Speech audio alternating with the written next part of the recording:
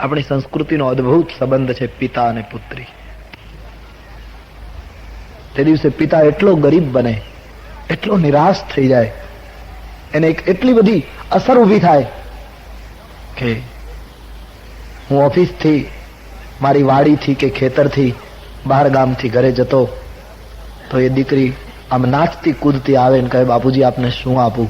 એ દીકરીને વળાવે ત્યારે પિતાને એમ થાય કે કાલે હું થાકીને ઘરમાં પગ મૂકીશ ત્યારે મને કોણ પૂછશે કે બાપુજી તમને શું આપું? એક વેદના શરૂ થતી હોય છે કન્યા વિદાયમાં.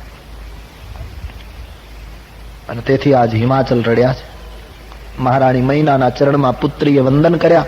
પુત્રીને હૃદય ચાંપતી માં બોલી ગઈ, કત વિધિ નારી સૃજી જગમાહી. હે વિધાતા, જગતમાં નારીનું સર્જન તમે શું કામ કર્યું? પરાધીન સપને હું સુખ નાગી. નારીનું સમગ્ર જીવન પરાધીનતામાં વીતે. કન્યા હોય માતા પિતાને આધીન, પરણાવો પતિને આધીન, સંતાનની માતા બને સંતાનોને આધીન. સમગ્ર વ્યક્તિત્વ જેનું પરાધીનતામાં વીતે છે. આમ કહીને હિમાચલ પત્ની મૈના વિધાતાને દોષ દેવા લાગ્યા છે. સંસ્કારનો કરિયાવર આપી સજળ નેત્રે માતા પિતાએ દીકરીને વળાવી. શિવ સમાજ વિદાય થયો છે. શૂન્ય બની ગયો હિમાચલ પ્રદેશ. મહારાજ હિમાચલે મહિનાએ મહેમાનોને વિદાય આપી છે. બીજી તરફ રસ્તામાં મુકામ કરતા કરતા શિવજી કૈલાસ પહોંચ્યા. દેવતાઓ કૈલાસપતિ શિવ અને મા ભવાનીની સ્તુતિ કરી કરી પ્રણામ કરી અને વિદાય થયા છે. તુલસીદાસજી કહે, શિવ અને પાર્વતીએ તો જગતના માતા પિતા, એના શ્રૃંગારનું વર્ણન કેમ કરું? જગત માતુ પિતુ શંભુ ભવાની. દિવ્ય ભોગ, દિવ્ય વિલાસ, નવો નવો વિહાર છે, સુગંધી દાંપત્ય છે ભગવાન સદાશિવનું. આમ થોડો કાળ વીત્યો. તબ જન્મે શટવદન કુમારા.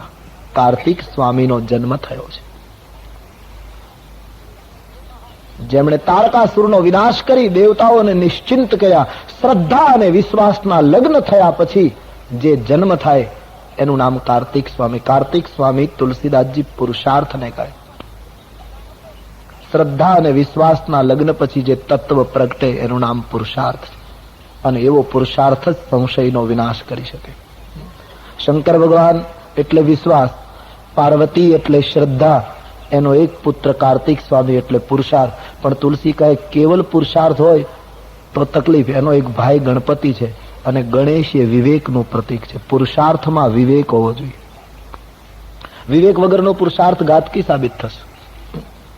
પરશુરામજી પુરુષાર્થી હતા પણ કેટલી વાર એમણે વિવેકને મૂક્યો છે. પરિણામે એના પુરુષાર્થથી સમાજની સમસ્યાનો ઉકેલ નથી આવ્યો. નહીતર અવતાર હતો. રામચરિત માનસમાં પરશુરામ પણ એક અવતાર હતા. 18 વખત એમણે ધરતીને નક્ષત્રી કરી, દંડ આપ્યો ક્ષત્રિયોને, પણ રાવણની આસુરી વૃત્તિને રોકી ન શક્યા. સમસ્યાનું સમાધાન પરશુરામ આપી શક્યા નહીં, કારણ કે પુરુષાર્થમાં વિવેકનો અભાવ દેખાયો. પરશુરામમાં વીરતા ઘણી હતી, ધીરતા બિલકુલ નહોતી. વિજયી તો એ બને, સમસ્યાનો ઉકેલ તો એ આપે જેનામાં વીરતા અને ધીરતાના બે ચક્રો હોય, જેના જીવન રથને જો हमारे राम जी कहते हैं लंका काल. શૌર્ય અને ધૈર્ય એના બે ચક્રો જેના જીવનમાં આવે એ માણસ જ જીવન રથને બરાબર સમજાવે. વિવેક પુરુષાર્થમાં બહુ જરૂરી. ચરિત સિંધુ गिरिजा रमन. बड़े सुंदर शब्द में लिखते हैं गोस्वामी जी. चरित सिंधु गिरिजा रमन અને બેદન પાવહી પાર બરને તુલસીદાસ કિની અતિમતિ મંદ ગવાર. શિવજીનું ચરિત્ર એ તો સમુદ્ર છે, વેદ પણ પાર ન પામી શકે. મહિમ ન પારમ તે પરમ વિદુષો યજ્ઞ સદૃશી સ્તુતિર બ્રહ્માદીના મપી તદવસન્નાસઈ ગિરા અથા વાચ્ય સર્વ સ્વમિતિ પરિણામ વૃદ્ધિ ગૃહણ મમાપ્યેશ સ્તોત્રે હર નિરપવાદ પરિકર અતીત પંથાનમ તવ ચ મહિમા વાંગમનસ મહિમ્ન પારમ તે. શિવનો મહિમાનો કોણ પાર પામી છે? અસિતગીરી સમસ્યાત કજ્જલમ સિંધુ પાત્રે. બાબાજી કહે હું કેવું વર્ણન કરી શકું શિવ ચરિત્રનું? ઉપસંહાર કરે છે. યાજ્ઞવલ્કજી કથા કહેતા કહેતા भरद्वाज सामे जुए छे. भरद्वाज जी के नयनों से अश्रु बह रहे थे कथा सुनते सुनते. याज्ञवल्क जी प्रसन्न थया छे. भरद्वाज जी ने सावधान करता कहूं, हे महर्षि जरा मेरी बात सुनिए. बोले बाबा बताइए. बोले मारे एक स्पष्टता करवी छे. वक्ता कहे शू? कि प्रथम कहा मैं शिवचरित. तमे मने राम कथा पूछी हती पण राम कथा कहेवाने बदले मैं तमने शिव कथा कही दीधी. એટલે આપને એમ તો નથી થયું ને ભરદ્વાજજી કે વક્તાએ વિષયાંતર કરી નાખ્યું? પણ મહારાજ મેં જાણી જોઈને રામ કથાને બદલે શિવ કથા પહેલી કહી. કારણ મારે તમારો મર્મ જાણવો હતો. મારે જોવું હતું ભરદ્વાજજી કે શિવ કથામાં તમને ભાવ જાગે તો જ રામ કથાનો અધિકાર આપી શકાય. જેને શિવમાં પ્રેમ ન હોય એને રામ ભક્તિ કે राम कथाનો અધિકાર મળતો નથી. शिव है द्वार राम मंदिर का. यदि राम के पास पहुंचना है तो शिव उपासना प्रथम सोपान है. प्रथम कहा मैं शिवचरित बूझा मरम तुम्हार सूचि सेवक तुम राम के रहित समस्त विकार. મને ખાતરી થઈ ગઈ તમે રામના ઉપાસક છો.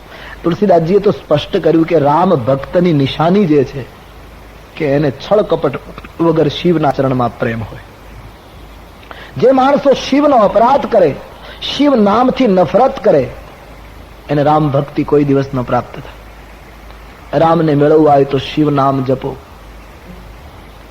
તો પ્રથમ શિવ કથા કહી, રામ પ્રેમીના પ્રેમની કસોટી કરી લીધી. ભરદ્વાજજીને કહ્યું હવે હું તમને રામ કથા તરફ લઈ જઈશ.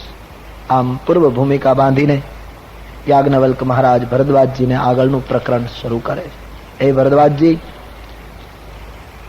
આ રીતે ભગવાન શિવજી કૈલાસમાં નિવાસ કરે છે. એક દિવસ સવારનો સમય છે. હા પ્રભુ, પોતાનું નિત્ય કાર્ય પરવારી ભગવાન સદાશિવ કૈલાસના એ સનાતન વટવૃક્ષની નીચે મૃગચર્મ બિછાવીને બેઠા છે. ભગવાન ભાસ્કરના કિરણો કૈલાસ ઉપર છવાઈ ચુક્યા છે. આખો ચાંદીનો પહાડ હોય એવો દેખાય છે. શિવજી આજ ખૂબ પ્રસન્ન છે. મંદ સુગંધ શીતલ પવન વહી રહ્યો છે. ભગવાન શંકરજી ખૂબ જ પ્રસન્ન મુદ્રામાં બેઠા છે. તુલસીદાસજીએ શિવ દર્શન કરીને લખ્યું કે આજ શંકરજી કૈલાસ ઉપર કેવા શોભે છે. જટા મુકુટ સુરસરિત શિર લોચન નલિન વિશાલ નીલકંઠ લાવણ્ય નિધિ સોહબાલ વિધુભાલ. जटानो मुकुट छे, धीरे धीरे गंगत की धारा बह रही है. गौर स्वरूप छे, भस्मनो लेप कर्यो छे. विशाल ललाटमां त्रिपुंड सोहे छे. विष पीधुं छे એટલે કંઠ નીલ દેખાય છે. નીલકંઠ લાવણ્ય નિધિ, લલાટમાં બાંકો ચંદ્ર સોહે છે. અને આજ તુલસીદાસજીએ બહુ મોટું કામ કર્યું. તુલસીદાસજી અદભુત નિર્ણયો આપે છે. ભગવાન તુલસીદાસજી એમ લખ્યું કે અત્યારે જયારે શંકરજી કૈલાસ ઉપર બેઠા ત્યારે એમણે મુનિઓના વસ્ત્રો પહેર્યા છે. પરિધન મુનિ ચીરા. શંકરજીને પરણાવ્યા ત્યારે કપડા ન પહેરાવ્યા તુલસીદાસજી, નહીતર એ વખતે પહેરાવવાની જરૂર હતી.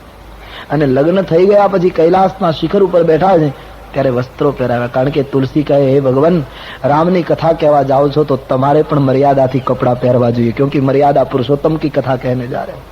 તમે પરણો ત્યારે દિગંબર રહો. તુલસી કહે મને વાંધો નહીં, પણ મારા ઈષ્ટદેવ મર્યાદા પુરુષોત્તમ છે અને એની કથા જયારે કહેવા જાઓ છો ત્યારે તુમ ભી કપડે પહેન લો. અને તેથી આજ શિવજીને દિગંબર મટાવી પરિધન મુનિ, કારણ કે આ કથા મર્યાદાની કથા છે. કૃષ્ણ કથામાં તમે આડાવડા થઈ શકો, પણ રામ કથામાં જરાય આડાવડું થઈ શકાય. એ તો મર્યાદા છે. રઘુવંશની મર્યાદા એટલે શું? તુલસીદાસજી અને કાલિદાસ બંને કાપ્યા છે. કવિ કુલગુરુ કાલિદાસે 3 વખત સરસ્વતીની આગળ કલમ નીચે મૂકી દીધી. કે રઘુવંશનું વર્ણન કરતા હૃદય થડકારો અનુભવે છે કે આવા મહાન કુળનું વર્ણન કયા શબ્દોમાં કરવું. રઘુકુળ એટલે અદ્ભુત કુળ. આ દેશની સંસ્કૃતિમાં યુગો થઈ ગયા, હજી કથા ચાલે છે નહીં. ન સાંભળનારા થાય કે ન બોલનારા થાય કે. કેટલી મોટી મર્યાદા. તમે કથા સાંભળી હશે. આ દેશનું તમે ગૌરવ, આજે લોકો ગૌરવ ભૂલતા જાય છે, ભૂતકાળને ભૂલતા જાય. શું પોતાની પરંપરા હતી, કયો એક ભવ્ય અતીત હતો આ દેશનો. રાવણે પવનને જીત્યો, વરુણને જીત્યા, ઇન્દ્રને જીત્યો.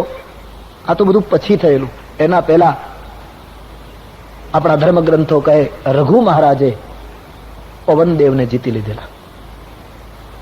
પ્રસંગ નાનો એવો છે, પણ ભૂતકાળની ગંભીરતા તરફ ગૌર કરે આપ.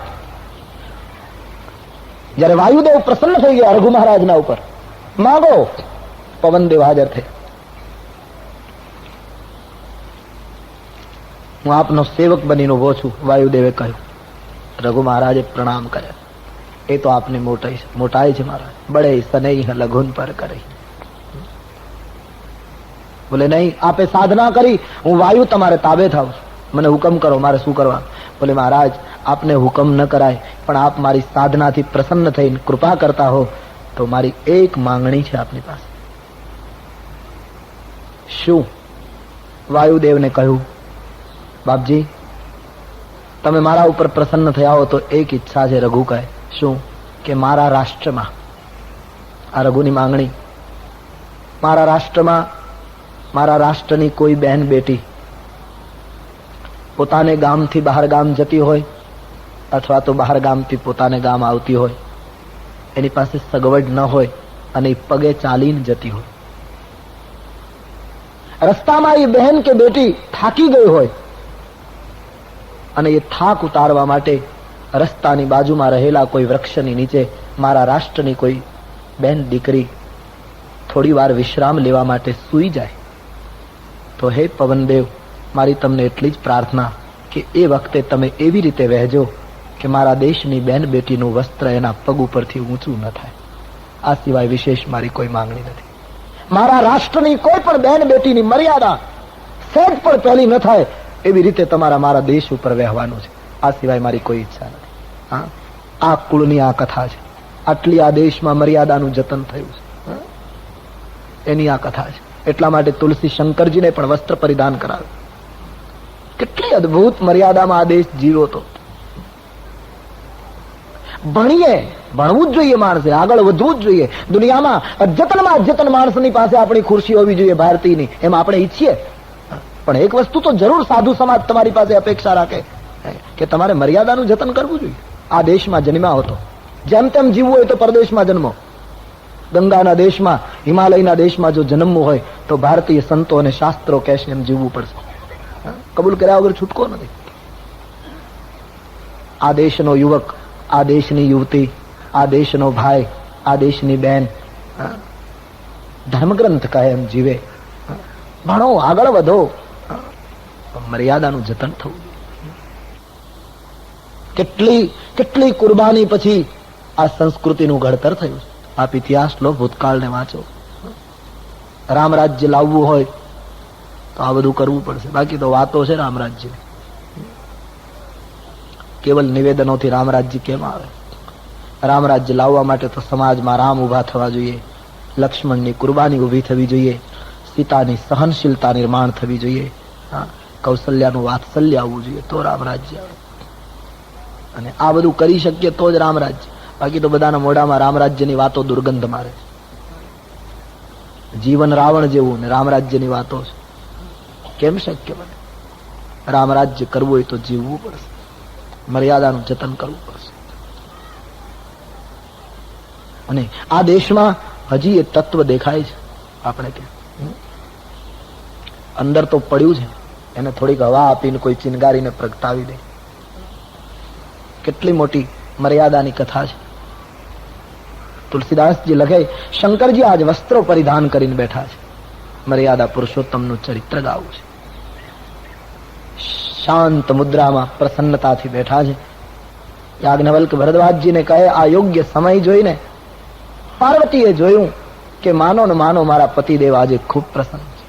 તુલસીદાસજીએ ચોપાઈ લખી, પાર્વતી ભલ અવસર જાની, પાર્વતી ભલ અવસર, પાર્વતી ભલ અવસર જાની પાક,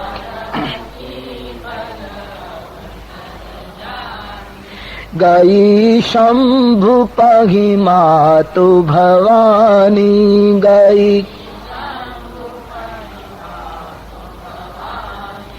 જાની પ્રિયા આદર અતિ કીન્હા, જાની પ્રિયા વામ ભાગ હરુ આસનુ દીન્હા.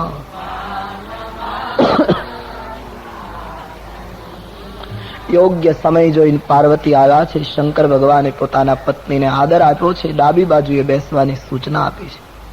વિરાજિત થયા છે. થોડા સમય માટે ડાબી બાજુએ બેસી અને ભવાની શિવજીના ચરણમાં બેસી ગયા છે. શંકર ભગવાને કહ્યું, દેવી? બોલે, હા પ્રભુ, આજ માનો ન માનો આપ ખૂબ પ્રસન્ન જણાવો છો. હા ભગવાન, એક પ્રશ્ન પૂછવાની ઈચ્છા થાય છે. આપની પ્રસન્નતા ખંડિત ન થાય તો પ્રશ્ન પૂછું? હા પૂછીએ દેવી. ભવાની બહુ સરસ યોગ્ય સમય શોધ્યો છે. મહારાજ, કલ્પવૃક્ષની નીચે જેનું ઘર હોય એને કોઈ દિવસ દારિદ્ર્યનું દુઃખ હોય? શિવજીએ કહ્યું, નહીં. કલ્પવૃક્ષની નીચે રહે એને કોઈ દિવસ ગરીબાઈ ન હોય. અને મહારાજ, કલ્પવૃક્ષની નીચે રહેવા છતાંય જો દારિદ્ર્ય રહે તો કાં તો કલ્પવૃક્ષ નથી, અને કાં તો એની નીચે રહેનારને કલ્પવૃક્ષના મહિમાનો ખ્યાલ નથી. બરાબર કે? હા. તો પ્રભુ, તમારા ચરણની દાસી બનીને રહું અને મારા મનની શંકાનું સમાધાન ન થાય તો એના જેવું દુર્ભાગ્ય કયું? જાસુ ભવન સુર તરુ તર હોય, સહતી દરિદ્ર જનિત દુઃખ સોઈ. મહારાજ, તો મારા મનમાં એક પ્રશ્ન છે. મહારાજ, મેં પહેલા આપને પ્રશ્ન પૂછેલો ગયા જન્મમાં, એ વખતે તો પરીક્ષા વૃત્તિ હતી, બુદ્ધિનો ઘમંડ હતો. મહારાજ, હવે પરીક્ષા વૃત્તિથી નથી પૂછતી, હવે જિજ્ઞાસાથી પૂછું. આપ નિરાશ ન થાય તો એક પ્રશ્ન મારે પૂછવો. બોલે, પૂછીએ દેવી. ભવાનીના પ્રશ્નમાંથી રામકથા શરૂ થશે. શું? બોલે, મહારાજ, ગયા જન્મમાં હું દક્ષની પુત્રી હતી. હા, આપણે અગસ્ત્યની કથા સાંભળવા ગયા ત્યારે મેં કથા સાંભળી નહીં, સંતની સરળતાનો ખોટો અર્થ કર્યો. હા, દંડિકારણ્યમાં રામ દર્શન થયા, તમે ઓળખી ગયા, તમે મને સમજાવ્યું, પણ હું માની નહીં. મેં રામની કસોટી કરવા સીતાજીનું રૂપ લીધું, તમે મારો ત્યાગ કર્યો. હા, તમારાથી ત્યજાયેલી મારા પિતાના યજ્ઞમાં હું અટ કરીને ગઈ અને તમારું અપમાન સહન ન થયું એટલે યજ્ઞમાં હું બળી ગઈ. બરાબર. અને બળી ગયા પછી મારો બીજો જન્મ હિમાચલને ત્યાં થયો. નારદને ગુરુ બનાવી મેં તમને મેળવવા માટે કઠિન તપ કર્યું. આજે હું તમને પ્રાપ્ત કરી ચૂકી અને તમારા ચરણની દાસી બનીને બેઠી છું. મહારાજ, આટલું મારા જીવન ઉપરથી વ્યતીત થયું, પણ પ્રભુ, ઈમાનદારીથી કહું છું, હજી મારા મગજમાં સમાધાન નથી થયું કે રામ બ્રહ્મ છે કે મનુષ્ય છે. એક જન્મ ગયો પણ હજી એ દ્રષ્ટિ નક્કી નથી થતી કે બ્રહ્મ છે કે મનુષ્ય. મહારાજ, આ પ્રશ્ન મને સતાવે છે. તમે વિચાર કરો, એક જન્મ પછી સતી જેવી સ્ત્રીને પણ રામ તત્વ હજી સમજાયું નહીં તો 10 મિનિટમાં કેમ પતે? 15 મિનિટમાં સાક્ષાત્કાર કેમ થાય? સબ દાંભિક સૂત્ર હે. એ તો આજના કાળના વરસાદમાં, ચોમાસામાં વરસાદ પડે ત્યારે જેટલું વાવેલું હોય એ તો ઉગે, પણ ન વાવ્યું હોય એવું બહુ ઉગે. અત્યારના સમયમાં નહોતું ધાર્યું એવું બહુ ઉગ્યું છે. कोई आ पंथ चलायो, कोई आ पंथ. हमारे तुलसीदास जी तो बड़े नाराज होकर लिखते हैं, दम भिन्न निज मति कल्पी करी प्रगट किए बहु पंथ. मानस ने तोड़ी नाख्यो पंथ हो એને મત મતાંતરે. સીધો સનાતન ધર્મનો વૈદિક રાજમાર્ગ હતો, એને મૂકીને કેટલા પંથો પેદા થયા. સૌએ પોતપોતાની પગદંડી ઉભી કરી. તો કહેવાનો અર્થ, એક જન્મ પછી પણ સતીને રામ તત્વ નહીં સમજાયું. પ્રશ્ન પૂછ્યો છે, જો નૃપ તનય તો બ્રહ્મ કિમી, નારી બિરહ મતિ ભોરી. હે પ્રભુ, રામ જો રાજકુમાર હોય તો એને બ્રહ્મ કેમ કહી શકાય? અને બ્રહ્મ રાજકુમાર કેમ થઈ શકે? કદાચ મહારાજ તમે એમ કહેવા માંગો કે બ્રહ્મ તો કરતુમ અકર્તુમ અન્યથા કરતુમ છે, બધું જ કરી શકે, તો મહારાજ બ્રહ્મને નર બનવાની જરૂર શી હતી, રાજકુમાર થવાની જરૂર શી? અને કદાચ મહારાજ રાજકુમાર બને તો પછી એને એટલી ખબર ન હોય કે મારી સીતાને કોણ લઈ ગયું, વૃક્ષોને પૂછે કે મારી સીતા ક્યાં? નારી બિરહ મતિ ભોરી. કદાચ તમે એમ કહેવા માંગતા હો કે બધી લીલા કરતા હતા, તો મહારાજ આવી બધી લીલા કરવાનો અર્થ શું? હું એક સતી સ્ત્રી, મારી બુદ્ધિ ભ્રમિત થઈ જાય તો સામાન્ય જીવનું આમાં શું ચાલે? આવું બધું કરવાની શી જરૂર? અને હા પ્રભુ, તમે કદાચ એમ કહેવા માંગો કે નિરાકારને ઘણી વખત નરાકાર થવાની ઈચ્છા થાય, તો મહારાજ રામજી મનુષ્ય બનીને આવ્યા, એના જન્મના કારણો મને બતાવો. એક પછી એક પ્રશ્નો પૂછવા લાગ્યા. અને રામનો જન્મ થયો તો પછી એના બચપણની કથા કહો, એમનું લગ્ન જનકપુરમાં કઈ રીતે થયું તે કથા કહો, પરણીને આવ્યા પછી ગાદી મળવાની હતી ને એમાં ઓચિંતા વનવા જવું પડ્યું તે કથા કહો, મહારાજ દશરથજીનું મૃત્યુ, ભરત ભેટ, પાદુકા લઈને ભરતજી અયોધ્યા ગયા તે પ્રેમની કથા કહો. રામજી 13 વર્ષ સુધી ચિત્રકૂટ રહી પંચવટી ગયા તે પ્રસ્થાનની કથા કહો. અને સીતાજીનું અપહરણ થયું અને સીતાના વિરહમાં રામ રડતા હતા જે આપણે જોયું એ કથા કહો. રીંછ વાનરની સેના સમેટી સેતુ બાંધ્યો તે કથા કહો. લંકા ઉપર ચડાઈ થઈ, રાવણનો વિનાશ થયો, સીતાજીને લઈ પુષ્પક વિમાનમાં બેસી રામ પુનઃ અયોધ્યા પધાર્યા તે વિજયની કથા કહો. રામ રાજ્યના સ્થાપનની કથા કહો. અને મહારાજ છેલ્લો પ્રશ્ન મરજિયાત છે. આટલા પ્રશ્નો તો કહેવાના, પણ ભવાનીને પેલી ગયા જન્મથી પરીક્ષા લેવાની આદત પડી છે ને, એટલે એના પ્રશ્નોમાં કોઈ પરીક્ષક પ્રશ્નપત્ર કાઢતો હોય ને એવી રીતના પ્રશ્નો આવે. છેલ્લો પ્રશ્ન મરજિયાત છે કે રામ સ્વધામ કઈ રીતે ગયા એ તમારે કહેવું હોય તો કહેવાનું, બાકી રાજ્યાભિષેક સુધી તો બધા ફરજિયાત છે. અને એ છેલ્લો મરજિયાત હતો એટલે તુલસીદાસજીએ છોડી દીધો. રાજ્યાભિષેક પછી સ્વધામ, કારણ કે એક વૃત્તિ સાયકોલોજી પણ એમ કહે ને કે માણસ જે વ્યવસાયમાં ડૂબેલો હોય એ પ્રમાણેનું માનસ શાસ્ત્ર કામ કરે. ભવાનીને પેલી પરીક્ષા લેવાની પહેલેથી આદત, એટલે એમણે જે પ્રશ્નો પૂછ્યા છે પ્રશ્નપત્રની દ્રષ્ટિથી પૂછ્યા. આગળના બધા ફરજિયાત, પાછળનો એક મરજિયાત. એ સ્વાભાવિક એવું માણસ થઈ જાય, જે વ્યવસાયમાં તમે હો એ રીતે જ તમે વર્તી શકો, એ નિયમ છે. મને કોઈએ વિનોદમાં બહુ સરસ કહ્યું કે એક પ્રોફેસર હતા, તો એ કોલેજની અંદર એનું કામ બસ પ્રશ્નપત્રો જ તૈયાર કરવાના, એ જ એનું કામ હતું. વર્ષોથી એ જ કામ કરતા. પછી પ્રશ્નપત્રો ભાષાના તૈયાર કરવાના વિદ્યાર્થી માટે. તો પછી એના છોકરાનું લગ્ન હતું, એમાં રિસેપ્શન રાખ્યું. તો રિસેપ્શનમાં એમણે કાળું પાટિયું મુકાયું, કારણ કે પેલું માનસશાસ્ત્ર એ ખરું ને એનું. અને કાળા પાટિયામાં એમણે લખ્યું, બધી વાનગીઓ બુફે બધું લગાવેલું ટેબલ ઉપર. તો એમાં કાળા પાટિયામાં એમણે સૂચના લખી કે કુલ 7 વાનગી છે, એમાંથી કોઈ પણ 5 ખાઈ શકો છો. કારણ કે પેલું ભેજું પેલું હતું ને, એટલે એને એ સિવાય બીજો વિચાર નહીં આવે. કુલ 7 વાનગી છે, એમાંથી કોઈ પણ 5 ખાઈ શકો છો. આટલેથી અટક્યો તો વાંધો નહીં, પણ પાછું એમ લખ્યું દરેક વાનગીના સ્વાદ સરખા છે. પેલા પેપરમાં લખે ને દરેકના ગુણ સરખા છે, તો દરેકના માર્ક્સ સરખા છે. એટલે બધા સમજી ગયા કે આ કઈ શાળા કોલેજનો જીવ છે. મારો કહેવાનો અર્થ એ માનસ શાસ્ત્ર એવું બની જતું હોય છે. તુલસીકાએ સતીએ બધા પ્રશ્નો પૂછ્યા. પછી કહ્યું મહારાજ જ્ઞાન કોને કહેવાય, વૈરાગ્ય કોને કહેવાય, માયા શું કહેવાય, ભક્તિ કઈ રીતે પ્રાપ્ત થાય, જીવમાં ઈશ્વરમાં અંતર કેટલું, આ બધા પ્રશ્નોના ખુલાસા કરો. પૂછતા પૂછતા કેટલા હોશિયાર છે ભવાની પૂછવામાં. છેલ્લો પ્રશ્ન એમણે પૂછ્યો કે મહારાજ કદાચ પૂછવામાં હું કઈ ભૂલી ગયો હોઉં તો તમે છુપાયા વગર બધું કહી દેજો.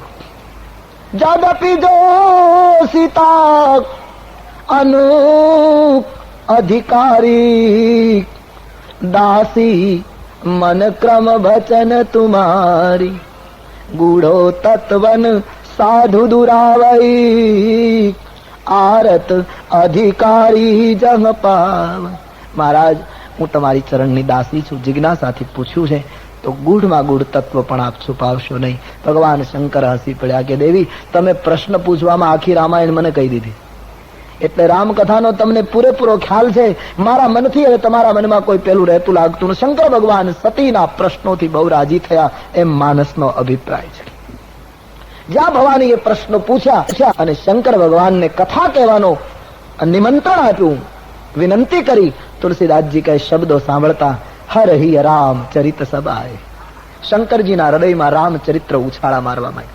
રામાયણકાર કહે નેત્ર સજળ બની ગયા. શિવજી પોતાના ઈષ્ટદેવની કથા કહેવાનો પ્રસંગ આવ્યો તો પુલકિત હોને લગે, નેત્રો જળથી છવાયા છે. એટલું જ નહીં, બાબાજીએ પ્રેમ દશાનું વર્ણન કરતા લખ્યું, મગન ધ્યાન રસ દંડ યુગ પુનિ મન બાહિર કિન. શંકરજી 2 ક્ષણ માટે મગન હો ગયે, નયન બંધ હો ગયે, અંતર્મુખ હો ગયે. પણ કથા કહેવા માટે તો મનને બહાર રાખવું જ પડે, નહીતર કથા ન થઈ શકે. એટલે ભગવાનનું સ્મરણ કરતા અંતર્મુખ થયા. અંદર રામજીનું દર્શન થયું, પણ પછી મનને બહાર કાઢ્યું. આપણે જેમ ઘરની બહાર જતા હોઈએ, કોઈ અગત્યના કામે, કોઈ અગત્યની વ્યક્તિ આપણને એ જ સમયે મળવા આવે અને આંગણામાં ભેગા થઈ જાય તો શું કરવું? બહાર જવું કે એની સાથે અંદર જવું? તો વિવેકથી આપણે એ માણસને અંદર બેસાડીએ, ચાય પાણી કરાવીએ, પછી કહીએ કે ભાઈ તમે અડધો કલાક બેસો, મારે એક અગત્યનું કામ છે, હું હમણાં આવું છું, પણ આપ જશો નહીં, હું હમણાં જ આવ્યો, એમ કહીને આપણે એને બેસવાનું કહીને જતા રહીએ. શંકર ભગવાનના હૃદયમાં રામ આવ્યા. શંકરજીને કથા કહેવા માટે બહાર નીકળવું છે, એટલે શંકરજીએ કહ્યું, મહારાજ આપ આવ્યા છો તો અંદર ને અંદર બેઠા રહો, હું જરા હમણાં બોલું છું, આપ અંદરથી ધક્કો મારતા રહેજો. તો ભગવાન શિવજી कथा कहवा માટે बिल्कुल तैयार. पार्वती श्रोता तरीके चरणों में बैठी हुई અને गोस्वामी जी कहे भगवान शंकर शुरुआत बहुत सुंदर करे. जूठो सत्य जाहि बिनु जाने, जिमि भुजंग रजु बिनु पहचाने, जेहि जाने जग जाई हेराई, जागे जथा सपन भ्रम जाए. पार्वती જેને જાણ્યા વગર ખોટું સાચું લાગ્યા કરે છે. પ્રારંભ આ રીતે બડા અલૌકિક પ્રારંભ છે. જે તત્વને પહેચાન્યા વગર સંસારની ખોટી વસ્તુઓ સાચી ભાષ્યા કરે છે. જેમ પ્રકાશ ન હોય તો ગલીમાં પડેલું દોરડું સર્પ લાગ્યા કરે છે. પણ જેને જાણ્યા પછી સંસારની તમામ ભ્રાંતિનો અંત આવે છે, જેમ જાગ્યા પછી સ્વપ્નના સુખ દુઃખનો અંત આવે, જેને જાણ્યા પછી જગતની તમામ ભ્રાંતિનો અંત આવે, એ પરમાત્મા રામ છે. રામને જાણી લીધા તો બધું જાણી લીધું, અને રામને ન જાણ્યા તો માણસે કશું જાણ્યું નહીં. પાર્વતી એ રામની વંદના કરતા શિવજીએ બાલ સ્વરૂપને નમસ્કાર કર્યા. બાંધવ બાલ रूप सोई रामू, सब सिद्धि सुलभ जपत जेहि नामू. એ બાલ સ્વરૂપ રામજીને ભગવાન શંકરજીએ મનોમન પ્રણામ કર્યા. જેના નામનું સ્મરણ કરવાથી બધી સિદ્ધિ પ્રાપ્ત થાય, એમ રામજીને વંદન કરતા तुलसीदास जी કહે, शिवजी प्रणाम करते हैं. बड़ी सुंदर चौपाई. मंगल भवन अमंगल हारी,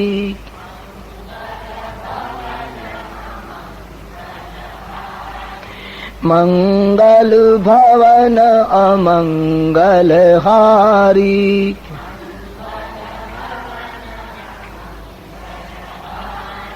द्रवऊ सो दशरथ अजिर बिहारी,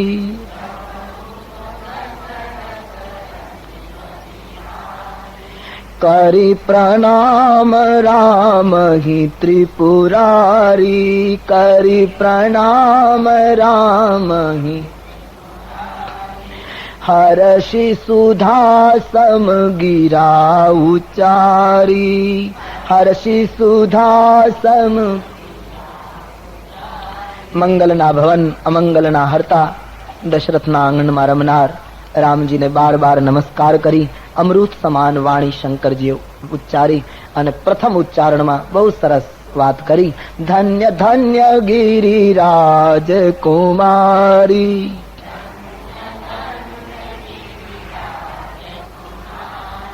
ધન્ય ધન્ય ગિરિરાજ કુમારી,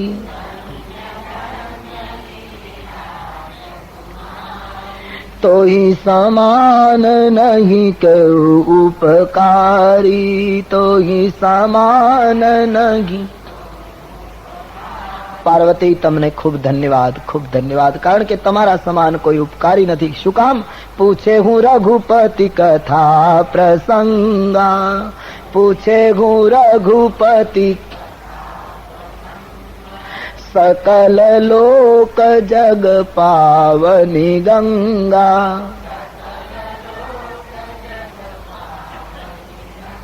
સમસ્ત લોકને પાવન કરનારી ગંગા સમાન રામ કથા તમે પૂછી છે, માટે તમે ખૂબ ઉપકારી છો.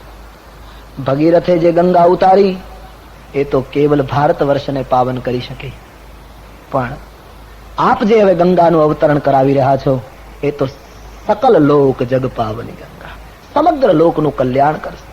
પાર્વતી, ભગીરથની ગંગા મારી જટામાંથી વહી અને તમે જે પ્રભુના ચરિત્રની ગંગાનું અવતરણ કરાવો છો એ મારા મુખમાંથી પ્રગટ થશે. ભગીરથની ગંગા તટવર્તી પ્રદેશોને પાવન કરી શકી, મારા મુખમાંથી નીકળતી ગંગા સમસ્ત લોક હૈયાને પાવન કરશે.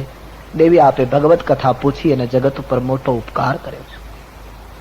પાર્વતી, ભગવત કથા માટે મારો મત છે, જેમણે પરમાત્માની કથા કાનથી ન સાંભળી હોય, જીન હરી કથા સુની નહીં કાના, શ્રવણ રંધ્ર અહી ભવન સમાના. એના કાન કાન નથી, પણ સર્પને રહેવાના દર છે. જાણે નેત્રોથી સંતના દર્શન નથી કર્યા એ નેત્ર નેત્ર નથી. જેનું હૃદય પરમાત્માનું ચરિત્ર સાંભળતા પુલકિત ન બને એ હૃદય હૃદય નથી.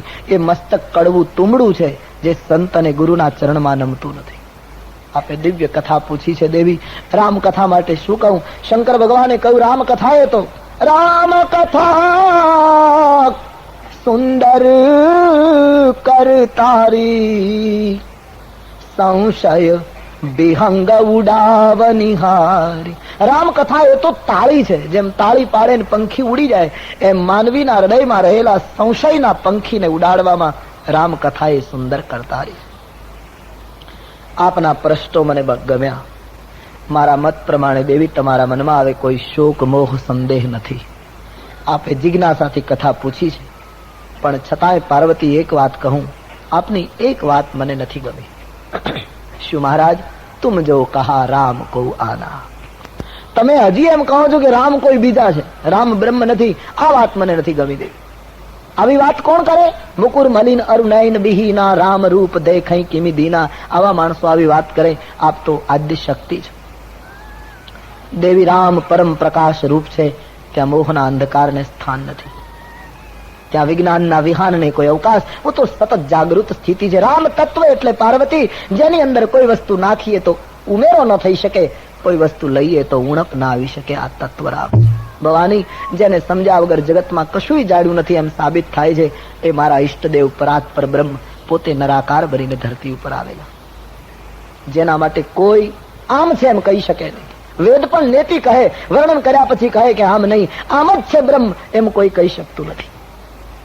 વાણીને પવિત્ર કરવા માટે બધાએ પ્રયાસ જરૂર કર્યો છે પાર્વતી, પણ રામ એટલે બીનું પાદે ચાલાગી સુનાગી બીનું કાના, કર બીનું કર્મ કરે બીદિનાના, આનંદ રહિત સકલ રસ ભોગી, બીનું બાની ભક્તા બળ જોગી, તન બીનું પરસ નયન બીનું દેખા. તુલસીદાસજી કહે રામ એટલે પગ વગર ચાલી શકે, નેત્ર વગર જોઈ શકે, હાથ વગર કાર્ય કરી શકે, શરીર વગર બધાને સ્પર્શ કરી શકે, જીભ વગર બોલી શકે, મુખ વગર સ્વાદ લઈ શકે. આવા જેના અલૌકિક કાર્યો છે, વેદ પણ જેનો મહિમા બરાબર જાણી શકે નહીં, એ પરમાત્મા તત્વ કૌશલપતિ ભગવાન રામ બનીને પધારેલા. આમ કહી શિવજીએ પોતાના ઈષ્ટદેવને નમસ્કાર કર્યા. ભવાની, રામ માટે સંદેહને સ્થાન નથી. તમારો પ્રશ્ન છે, હું સમજી ગયો. ભવાનીના મનનું સમાધાન થયું. બાર બાર શંકરજીને વંદન કરીને કહ્યું, મહારાજ હવે મને રામ રૂપની ઝાંખી થતી જાય છે, આપ મને રામ કથા શ્રવણ કરાવો. સૌ પ્રથમ મેં આપને પ્રશ્ન પૂછ્યો છે કે નિરાકાર બ્રહ્મ ધરતી ઉપર સાકાર શું કામ થાય છે? એનો પ્રત્યુત્તર આપી પ્રભુના જન્મને કારણની કથા મને સમજાવો. ભગવાન શંકર આનંદિત થયા અને કૈલાસ ઉપર હવે કથાનો આરંભ થયો. તુલસીદાસજી લખે છે, શંકર ભગવાને કહ્યું, પાર્વતી, ઈશ્વર સર્વવ્યાપક છે, નિર્ગુણ અને નિરાકાર છે, પણ ક્યારેક ક્યારેક સંતોના પ્રેમને માટે એ સગુણ બને છે. ઈશ્વર ધરતી ઉપર અવતાર લે છે એનું મૂળ કારણ સંત અને સાધુ. રાક્ષસને મારવા એ મૂળ કારણ નથી. ઈશ્વરને રાક્ષસોને મારવા એટલે શું? આ રાખનું મટકું બંધ કરે તો બ્રહ્માંડ ખલાસ થાય. પણ ઈશ્વર ધરતી ઉપર આવે છે સંતો માટે. પરિત્રાણાય સાધુનામ, હું સાધુઓ માટે આવું છું. વિનાશાય છે દુષ્કૃતામ, એ તો પછી છે. આવ્યા પછી રાક્ષસોને મારી નાખું છું એક વાત જુદી છે, પણ આવવાનું મૂળ કારણ સંતો છે. શ્રી મુખથી બોલ્યા છે રામજી વિભીષણની પાસે સુંદરકાંડમાં, તુમ સારીખે સંત પ્રિય મોરે, તરવ દેહ નહીં આન નિહોરે. વિભીષણ, હું તમારા જેવા સંતો માટે આવું છું, રાવણને મારવા માટે નહીં. રાવણને મારવું એ ગૌણ કાર્ય છે. કૃષ્ણ કંસને મારવા માટે નથી આવતા, કૃષ્ણ ઉદ્ધવ અને અક્રૂર માટે આવે છે. કૃષ્ણ વ્રજાંગનાઓ માટે આવે છે, કૃષ્ણ વ્રજના ગોપ બાળકો માટે આવે છે, કૃષ્ણ નંદન યશોદા માટે આવે. કંસને મારવાનું કાર્ય પ્રધાન નથી, ગૌણ છે. જેમ તમે વિદેશ રહેતા હો અને કરમસદમાં તમારું ઘર હોય અને અહીંથી તમારો પાડોશી કોઈ મિત્ર તમને 25 વર્ષથી ટપાલ લખતો હોય કે તમે આવો ના આવો, 25 વર્ષથી તમે દેશ નથી આવે, પણ તમારો એ મિત્ર પછી ભારપૂર્વક લખે કે મારી બેબીના લગ્ન છે અને આમાં તમે નહીં આવો તો આપણો સંબંધ બગડશે, અને 25 વર્ષ પછી એની બેબીના લગ્નમાં એ મિત્રના સ્નેહ ખાતર તમે વિદેશથી અહીંયા આવો, તો તમારું કરમસદમાં આવવાનું પ્રધાન કારણ મિત્રનો સ્નેહ. પણ આવ્યા પછી તમને એમ થાય કે બાપ દાદાનું ઘર કેટલા વખતથી બંધ છે, હવે આવ્યો જ છું તો લાવ જરા સાફસૂફ કરાવી નાખો, અને મકાન તમે ખોલાવીને કચરો સાફ કરાવો. તો વિદેશથી તમે કચરો સાફ કરાવવા નથી આવ્યા છો મિત્રના પ્રેમ માટે, પણ આવ્યા પછી નક્કી કરો કે મકાન જરા સરખું કરાવી નાખું. એમ ઈશ્વર આવે છે સંતોના પ્રેમ માટે, પણ આવ્યા પછી એને એમ થાય કે જગતમાં થોડો કચરો ભેગો થયો છે, લાવ જરા મકાન પણ સરખું કરતો જાઓ. એટલે એ દ્રષ્ટિથી અસુર સંહાર એ ગૌણ છે, પ્રધાન છે સંતનો પ્રેમ. ઈશ્વર અવતાર લે છે સાધુઓ માટે, બહુ સાચી વાત છે. जगत माने कि न माने, हम तो अपनी श्रद्धा से बोलते हैं. हाँ, संसाરમાં સૂરજ ઉગે છે કેવલ સંતો માટે. હું ને તમે તો એની આડચમાં લાભ લઈએ છીએ, બાકી સૂરજ ઉદય પામે છે, પવન વહે છે કેવલ સાધુઓ જે પરોપકાર માટે જીવન જીવે છે. ઉધો મોગે સંત સદા અતિ પ્યારે, ઉધો મોગે संत सदा अति प्यार. ब्रह्मानंद जी कहते हैं भगवान अपने श्री मुख से बोलते हैं, उधो मोहे संत सदा अति प्यारे, उधो मोहे संत सदा. जाकी महिमा वेद पुकारे, जाकी महिमा वेद पुकारे, उधो मोहे संत सदा अति प्यारे, उधो मोहे संत सदा. मैं संतों के पीछे जाऊं जहाँ जहाँ संत सिधारे, मैं संतों के पीछे जाऊं जहाँ जहाँ संत सिधारे. संत चरण रज अंग लगाऊं, संत चरण रज साधु मोहे प्राण प्यारे, उधो मोहे संत सदा अति प्यारे, उधो. ઈશ્વરનું પ્રાગટ્ય સંતો માટે થાય છે. હે ભવાની, નિર્ગુણ બ્રહ્મ સગુણ બને છે, ભક્ત પ્રેમ બસ સગુણ સોય. અને દેવી, ઈશ્વરને સગુણ કેવા સંજોગોમાં બનવું પડે? જબ જબ હોય ધર્મ કી હાનિ, જયારે ધર્મની હાનિ શરૂ થાય, અસુર અધમ અને અભિમાની લોકો વધવા લાગે, અનીતિ એટલી બધી કરે કે વર્ણન ન થઈ શકે, ત્યાં સુધી પણ પ્રભુ ના આવે. પણ ભગવાન આવે. સિંધહિ સાધુ વિપ્રસુર ધરણી, જયારે સાધુઓ ઉપર ત્રાસ થાય એટલે પ્રભુ ઉતાવળા થાય અને અનેક પ્રકારના વિધવિધ રૂપો ધારણ કરી સંત અને સજ્જનોની પીડાને ભગવાન હરે છે. એ પાર્વતી અનેક અવતાર થયા, એમાં રામનો અવતાર કલ્પે કલ્પે થતો, પરમાત્માનો અવતાર કલ્પે કલ્પે થાય છે. કલ્પ કલ્પના કથાઓમાં થોડો ભેદ પણ હોય છે. દેવી, એ કલ્પ કલ્પની રામ કથાઓનું ગાન કરીને સંસાર તરે છે સંતો. આવો, એ રામ અવતાર ધરતી ઉપર શું કામ થયો, એના થોડા કારણો આપને કહો. પાર્વતી તુલસીદાસજીના રામચરિતમાનસમાં રામજીના ધરતી ઉપર આગમનના 5 કારણો બતાવ્યા છે. कुछ शिव जी ने कहे, कुछ याज्ञवल्क महाराज ने बताए. सौ प्रथम कारण, द्वारपाल हरि के ही प्रिय दो, जय अरु विजय जान सबको. બહુ પ્રચલિત કથા. ભગવાન વિષ્ણુના વૈકુંઠનાથ બે દ્વારપાળો જઈ અને વિજય ચોકી કરતા હતા. પેલા મહાત્માઓ દર્શન કરવા ગયા.